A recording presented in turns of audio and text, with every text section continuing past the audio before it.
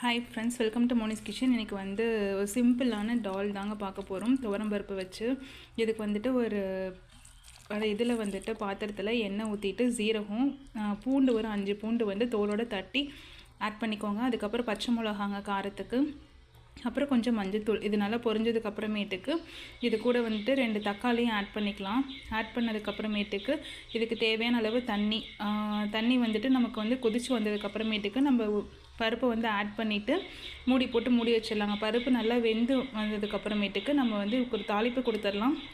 எண்ணெய் ஊற்றிட்டு கடுகு, அதுக்கப்புறம் பெருங்காயம், அதுக்கப்புறம் வெங்காயம், வரமிளகா, கருவேப்பிலை இதெல்லாம் வந்து கொஞ்சம் உப்பு சேர்த்து நம்ம நல்லா வந்து வணக்கி விட்டுடலாம். வெங்காயம் வந்து நல்லா வணங்கினதுக்கப்புறமேட்டுக்கு நம்ம வேக வச்சுருக்கோம்லங்க பருப்பு, அதில் கொட்டி நம்ம வந்து பருப்பு மத்தி யூஸ் பண்ணி நல்லா கடைஞ்சி எடுத்துட்டோம்னா நமக்கு வந்து டால் வந்து ரெடி ஆயிருங்க. இது வந்து சப்பாத்தி, ரைஸ்க்கு எல்லாத்துக்கும் சூப்பராக இருக்கும். ட்ரை பண்ணி பாருங்கள். மோனிஸ் கிச்சனை சப்ஸ்கிரைப் பண்ணிக்கோங்க. தேங்க்யூ.